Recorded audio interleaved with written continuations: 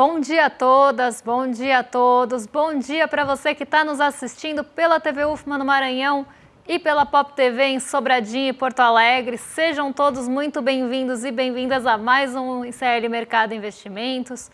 Hoje, quarta-feira, é dia de passar por vários tópicos importantes do dia. A gente vai falar da cesta básica da FGV, que não é aquela do Diese. Vamos trazer o que veio em alta nessa cesta básica, o que puxou essa cesta básica para cima. Vamos falar das fake news atribuídas ao Galípolo, que fizeram ontem o dólar ter um comportamento de pico durante a tarde. A gente vai até trazer algumas análises aí para conversar com vocês sobre isso, mas sem deixar outros pontos importantes para serem tratados. Então a gente vai falar do Tesouro, que ficou de ontem, Tesouro que teve que interromper as suas negociações, porque a gente teve um descontrole nas taxas de juros futuros, então a gente vai falar um pouquinho sobre isso e vamos falar aí dos principais assuntos que estão mexendo com o mercado no dia, o que aconteceu lá na Ásia, quais são as principais notícias aí do mundo do mercado, da economia, dos negócios. E hoje eu não vou dar bom dia para o André, porque ele está de férias, então por um excelente motivo, nesses 3 últimos dias do ano, estarei em carreira solo aqui com vocês no Mercado Investimentos. Vamos então para a agenda, para não perder tempo, porque tem bastante coisa vinda por aí. Vamos lá, o que a gente tem na agenda de hoje? Às 4 horas da manhã no Reino Unido, saiu o CPI núcleo. CPI é o Índice de Preços ao Consumidor, medição de novembro. Núcleo, né? É sempre legal a gente falar de núcleo, porque núcleo é aqueles preços, né? Uma medição dos preços que exclui os preços mais voláteis, então exclui, por exemplo, alimentação e energia.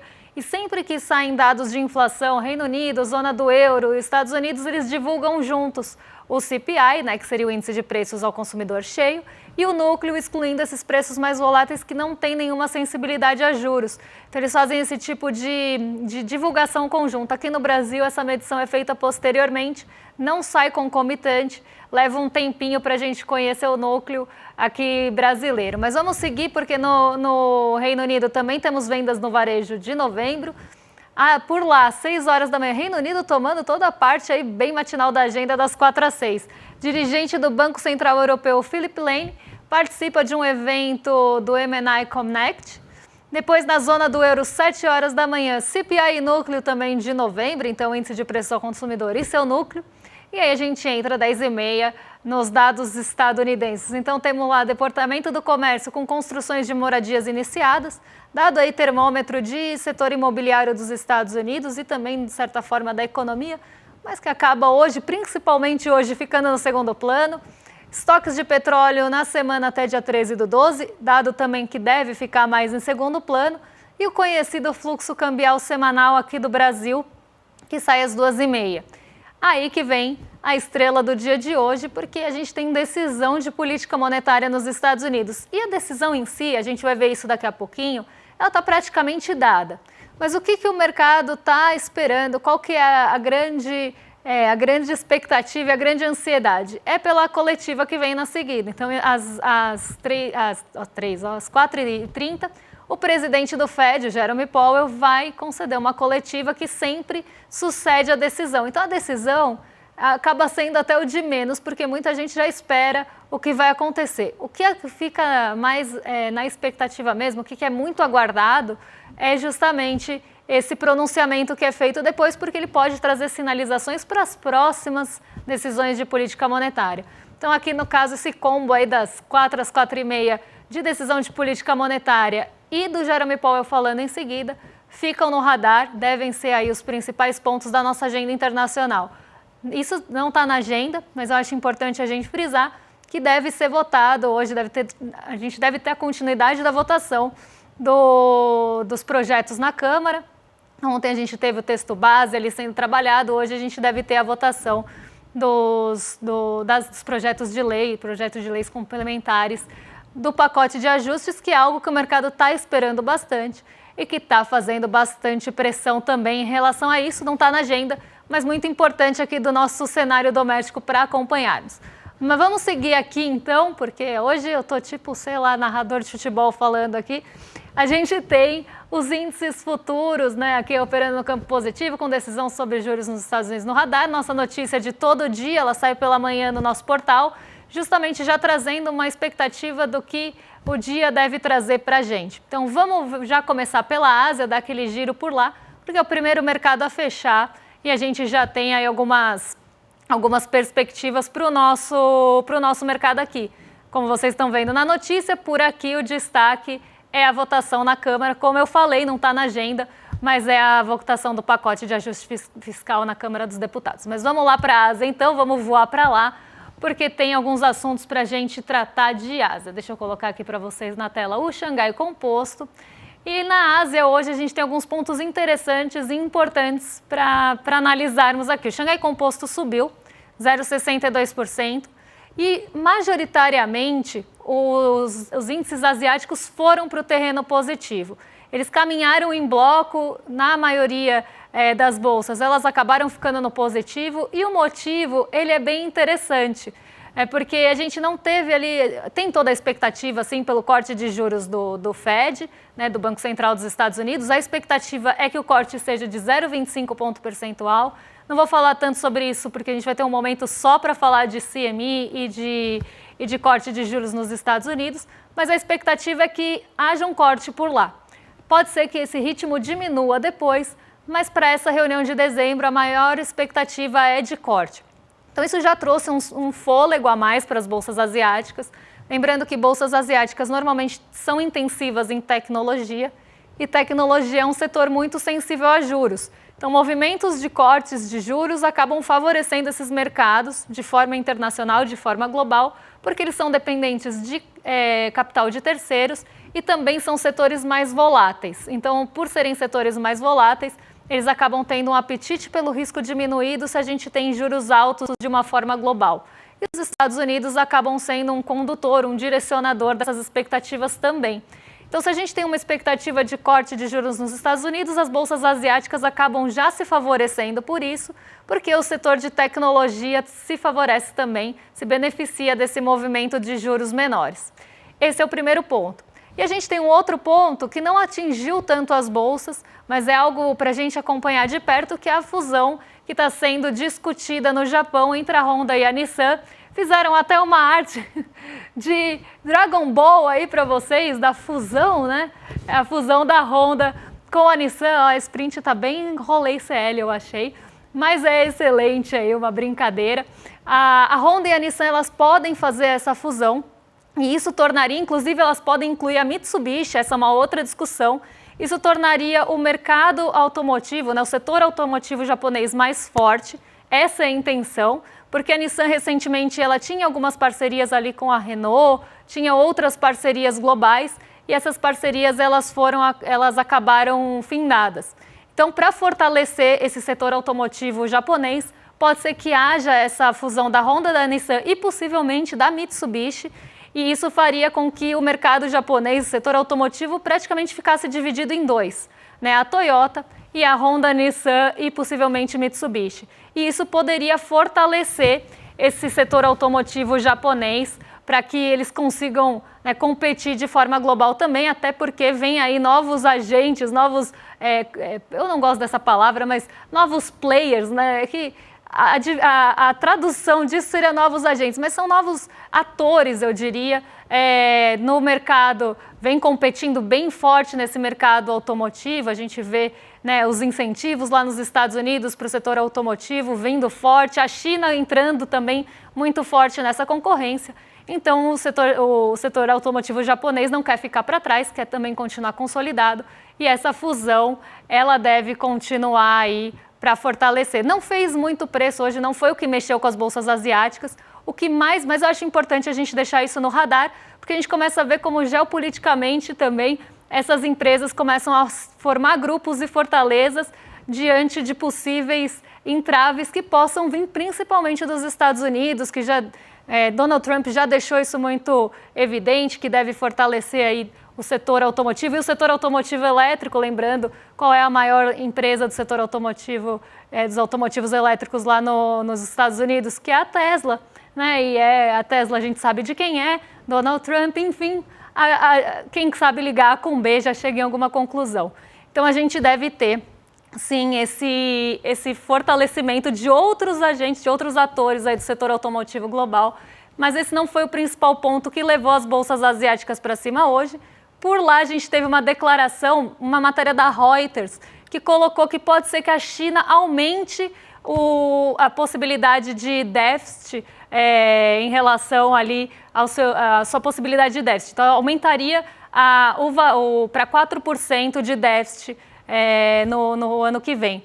Então, o mercado já começou a olhar que a gente não pode minimizar os estímulos que devem vir da China. E isso que sim levou as bolsas para o terreno positivo e por isso que eu deixei o Xangai Composto para vocês na tela.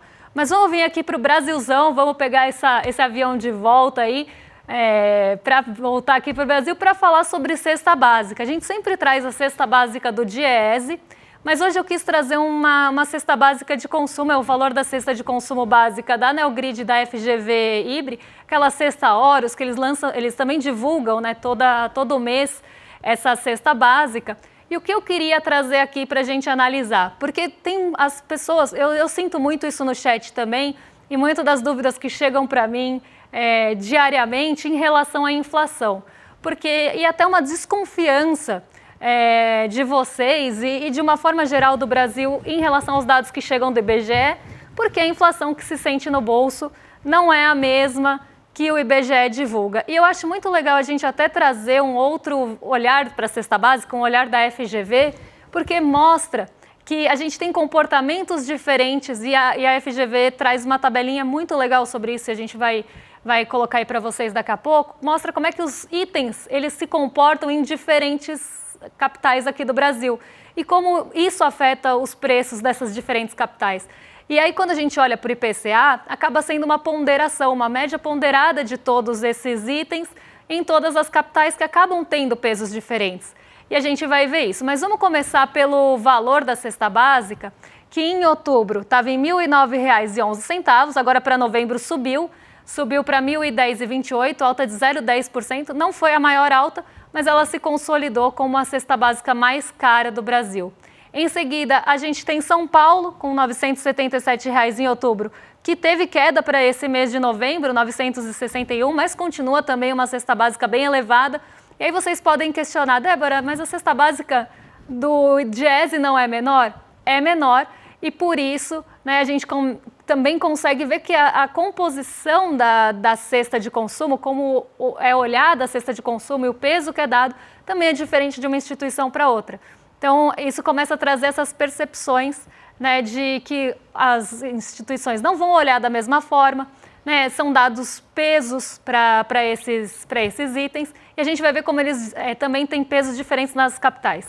Então, vamos lá, variação mensal de 1,60 de queda, Manaus teve 4,40 de queda, a cesta básica agora em R$ 778, mas aí vem algumas capitais que a gente teve altas bem expressivas. Salvador com 4,60, cesta básica de R$ 862, Curitiba 743, aumento de 3,20, e lá em Fortaleza R$ 852,36, aumento de 7,60. Essas foram as maiores altas, 5 das 8 capitais tiveram alta, só 3 tiveram queda, o que mostra, né, também aqui mais um termômetro de que a gente deve continuar tendo uma pressão vinda dos alimentos. Mas vamos seguir e ver de que alimentos que estão vindo essa pressão nesse mês de novembro, segundo a FGV. O óleo de soja, tá? Ele é o principal componente que pressionou a cesta básica. Pode ver, Curitiba teve alta de 14,80, lá no Rio de Janeiro de 16,20. Então, a gente teve alta expressiva do óleo de soja e aqui é um ponto bem importante. Quando a gente pensa na soja do Brasil, a gente sabe, né, que boa parte da nossa área plantada é de soja e essa soja é voltada para exportação. Mas o Brasil planta muita soja e ainda assim o óleo de soja está caro. E aí que a gente começa a entender, né, como eu sempre falo, se o produtor, né, ele vai exportar mais se isso for conveniente, ele vai vender para um dado setor se isso for conveniente, para onde estiver pagando mais, é para onde vai a maior parte da produção. É isso que a gente nunca tem que tirar de mente para entender essa variação de alimentos com commodities. E o óleo de soja, ele faz parte de biocombustíveis, né? O óleo, a soja, né? Não o óleo de soja, mas a soja ela é muito utilizada aí para biocombustíveis. E nesse momento também tem uma disputa desse óleo que acaba sendo utilizado nos biocombustíveis, porque está ali com uma atratividade maior. Então, a gente já exporta boa parte da nossa soja para suínos, ração de suínos na China. A competição agora está mais acirrada porque entra também uma atratividade maior para os biocombustíveis. Então, o que fica para óleo de soja aqui na nossa disponibilidade doméstica fica mais caro, até porque o preço da commodity está subindo e vai ser mais direcionada para onde tiver a maior atratividade de pagamento, ou no exterior, com alta de dólar ainda, né, ou aqui para os biocombustíveis que estão com uma demanda mais alta, então vai precisar mais desse óleo. E aí, claro que o que fica acaba ficando mais caro, porque ninguém vai vender mais barato no mercado, porque, ou pro mercado, porque é bonzinho, né, vai ter uma paridade com o restante. O café, café aí em pó e em grãos, continua também pressionando a inflação. A gente já falou bastante sobre café aqui, então nem vou me estender tanto sobre isso. A gente sabe que tem uma demanda maior global, uma oferta menor global também, então o que fica aqui também acaba ficando com um preço mais alto. Pão aqui também foi um grande responsável pela alta do consumo da cesta básica. Os bovinos continuam pressionando, e aí eu acho um ponto muito interessante, que era isso que eu queria chegar com vocês, que o bovino e o frango, eles estão pressionando todas as cestas, em praticamente todas as capitais, menos Manaus.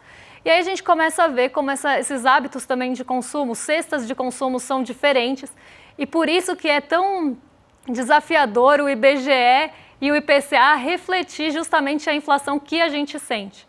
Pode ver que em Manaus o comportamento das carnes está diferente. Então, esse tipo de percepção que eu queria trazer para vocês com esse gráfico. Mas os bovinos e o frango continuam também pressionando. Isso já traz aí um termômetro do que a gente pode esperar para a inflação de alimentos no mês de dezembro.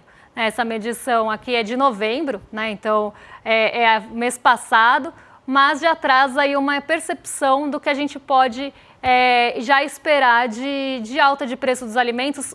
A alta da cesta básica do Diese veio na mesma linha, nos mesmos itens pressionando, então a gente pode esperar que em dezembro esses itens continuem pressionando.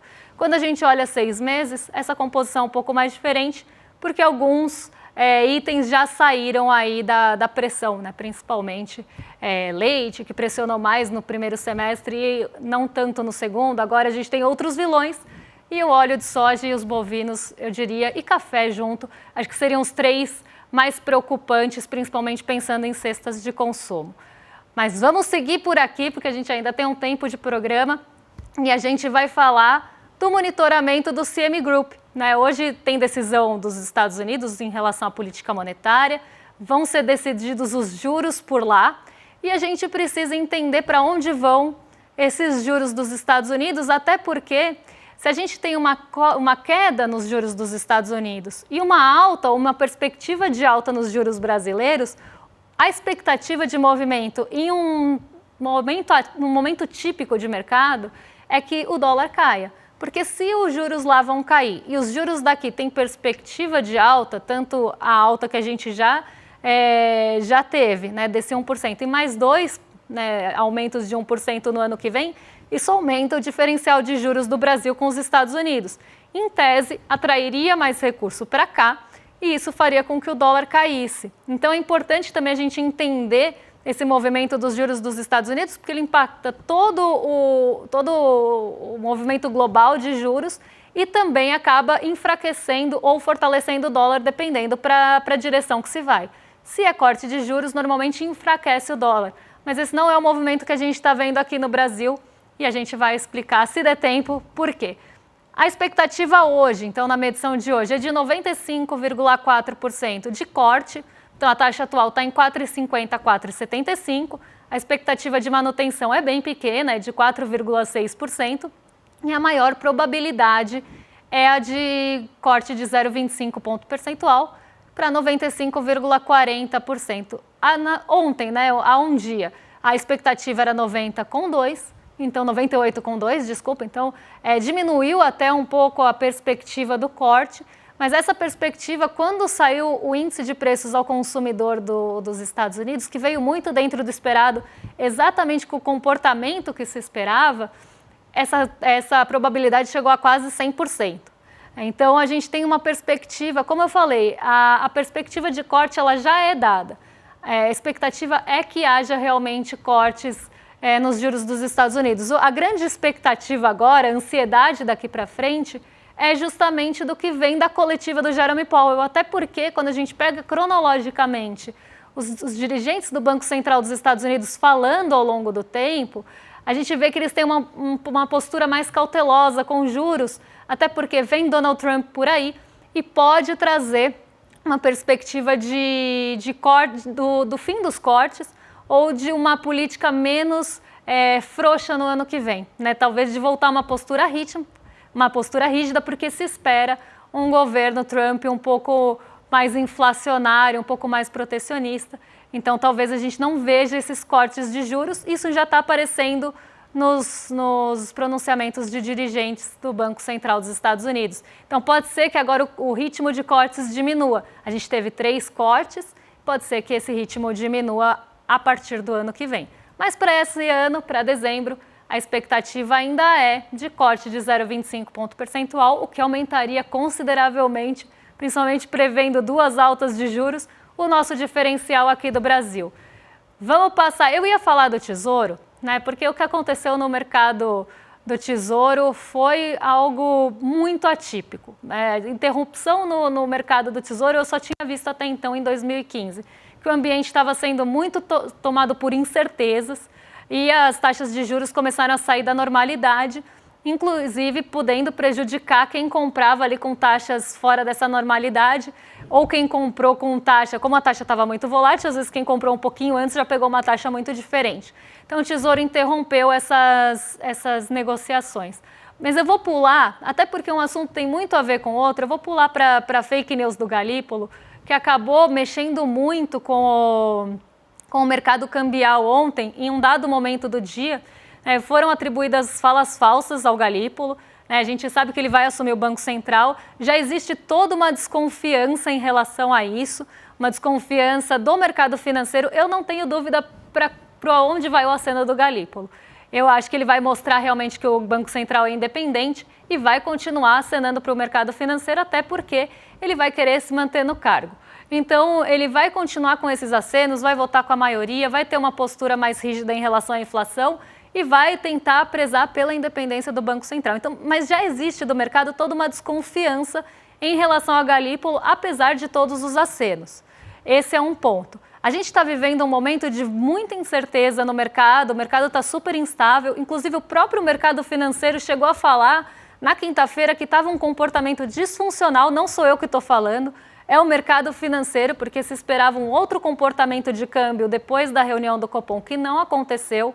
Então, a gente está com um ambiente muito incerto. Quando a gente tem um ambiente muito incerto e uma agenda mais esvaziada, que foi o caso do dia de ontem, qualquer notícia que apareça, ela ganha um peso muito maior. E foi isso que aconteceu. A gente tem aquelas tweets, né, que são aqueles perfis que acabam tendo ali uma carinha, né, uma aparência de mais técnicos que falam de mercado financeiro, mas eles não, como se fossem ali grandes vozes, né, do mercado financeiro na rede social. Então tem esse comportamento, às vezes até por memes, mas começam a ganhar uma certa relevância. E aí a gente começou a ter ontem, em um dado momento, falas atribuídas ao Galípolo em relação à moeda de BRICS, enfim, que não tinha nada a ver, não eram verdade, mas essas páginas começaram a replicar isso como se fosse.